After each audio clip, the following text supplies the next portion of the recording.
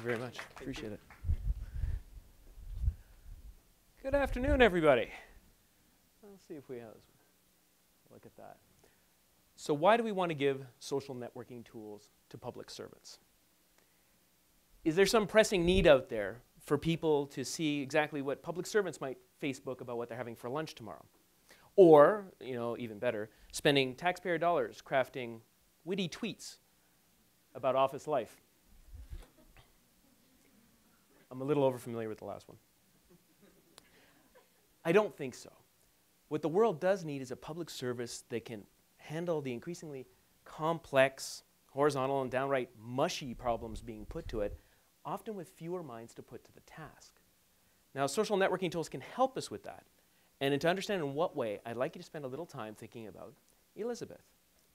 So you all know Elizabeth, or somebody just like her, because there seems to be one in virtually every office I've ever worked at.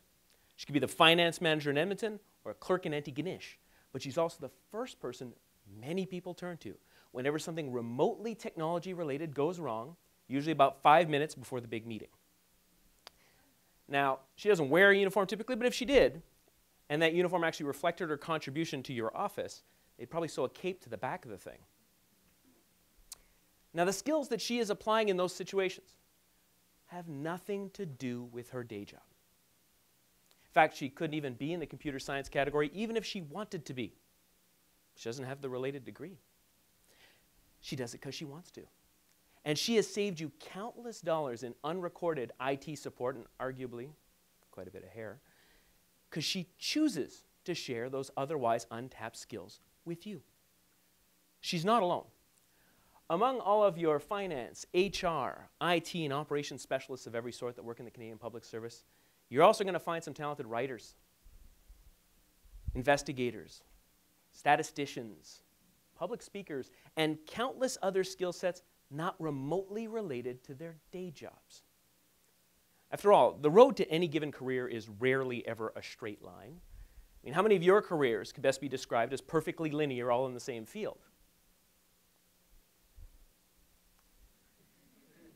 And yet, the intellectual resourcing we put to some of our toughest problems tends to end up being directed to the people who happen to be in the jobs closest to the issues at hand at the time. In a world where increasingly people move between roles every couple of years, I'm not sure that's always our best strategy. And even in terms of educational background, Stats Canada will tell you that only a little less than 30% of Canadians are in the job that most closely aligns with their area of study.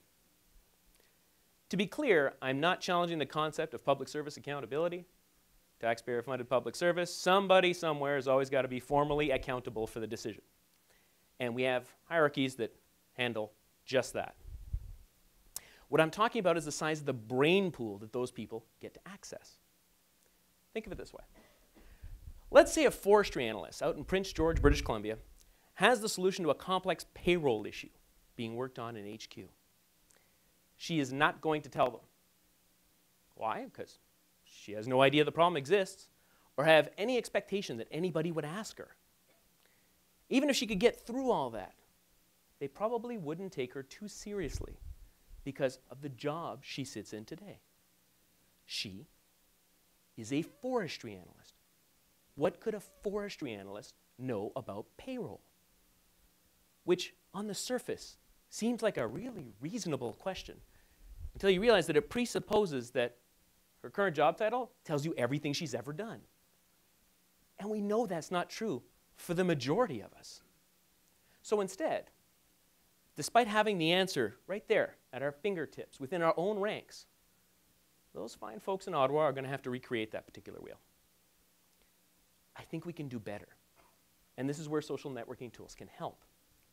See, tools like wikis, discussion boards, and so on help us to process and challenge complex issues by allowing ideas and arguments to survive or die based on their own merit through an open deliberative process with many, many voices and a lot less focus on things like the job title you hold today, where you're physically located, the institutional frameworks of your organization or government. We love that stuff.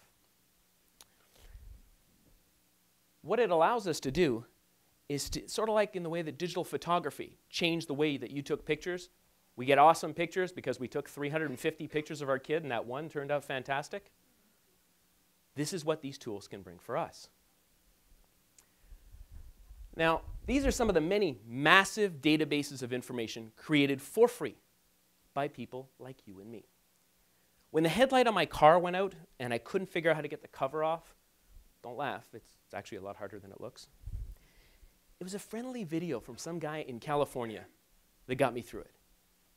This man clearly sat down some morning and videotaped every step in the process, and then clearly went back home and edited to make sure that it was nice and clean and posted it to YouTube.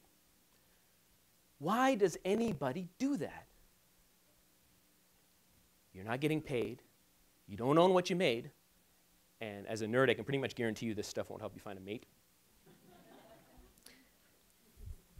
No. So what's the motivation? Well, one of my favorite books on the subject suggests that most motivation for intellectual effort is intrinsic. It's a factor of autonomy, mastery, and purpose. You are doing that weekend crossword puzzle in the paper and not even cheating without so much as a tasty food pellet for your trouble. So, in other words, you give people a problem that captures their interest, you let them come at it in their own way, and they bring themselves to the table. What makes us think it's any different in the public service? There are already communities springing up in the official government tools, which is GCpedia and GC Connects, which are an internal government wiki and the discussion boards associated with that. And many departments are experimenting with a variety of other tools. But just to give you a sense of demand, GovLoop, an American social network created by public servants for public servants to help each other, has been getting free content from Canadian public servants for years. That seems to be the kind of thing, the intellectual capacity, we might want to scoop up for ourselves. Now, there are plenty of examples of this. One of the most famous, of course, being Google, who encourages their engineers to spend about 20% of their time on company-related endeavors that interest them personally. And they use Web 2.0 tools to do it, and it's worked out rather well. Now, 20% is not a practical number for the public service, and even Google's toying with that formula these days. But virtually every performance-related agreement I've ever seen has had an allocation of time in it for personal development not directly related to the work. It's the kind of place where you see people say, oh, I have an unrelated degree, I'll finish that, I have some personal development courses, participation in boards, committees, charity work, that sort of thing. Maybe we could use that space to also recognize public servants who choose to make an impact beyond their sphere and to encourage managers for fostering that kind of behavior. Think of the potential we're talking about. If I go back to my Google example, Google had about 44,000 minds on the payroll last time I checked. The Canadian Federal Public Service has about 427,000 at the federal level alone. Another 350,000 in the provinces and territories, gets into millions if I toss in the entire public sector. So the level of untapped intellectual capacity that the public service could have better access to is an unquantifiable but staggeringly large asset that doesn't show up under any balance sheet. There it is. Now, only so many of those people might want to make a contribution to public service issues. But when you're dealing with numbers this big, you can find people deeply committed to just about anything. So you give the public service the tools, a shot at solving interesting problems, and the freedom to make their mark. If the tools and issues you choose connect with people, you don't have to go out and find them. They come and find you. And they do it because they want to make a difference in a particular issue. To get noticed in a field they can't otherwise access, to broaden their resumes, be recognized for their skills, to learn something new, to be involved in something bigger than themselves. Or perhaps conversely, to do something small, so we don't have to reinvent that one extra wheel in that one extra office.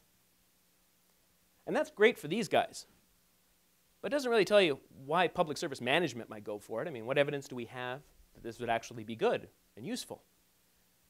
Glad you asked. Turns out we have a really recent example to work with. Blueprint 2020 was the federal government's very Web 2.0-ish call out to all its federal public servants, asking them for ideas on how to create a stronger public service through any channel that they wanted to. Email, snail mail, Twitter, whatever you wanted to do, anything but a singing telegram, although admittedly that really would have been cool. Over the course of just a few months, about 13,000 tweets showed up with that hashtag, and thousands of ideas got submitted from people across the country, and nobody asked them if they were related to the job they happen to be in today. So again,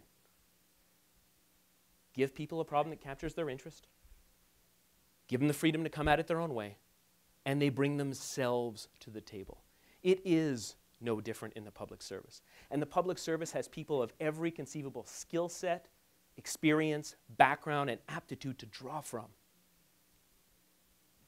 And those people, the people among us who have skills that go beyond their day-to-day jobs and want to use it to make a broader contribution to the public service, those are your Elizabeths writ large. And as public service leaders and as stewards of the public purse, I think it's in all of our best interest to make them easier to find. Thank you.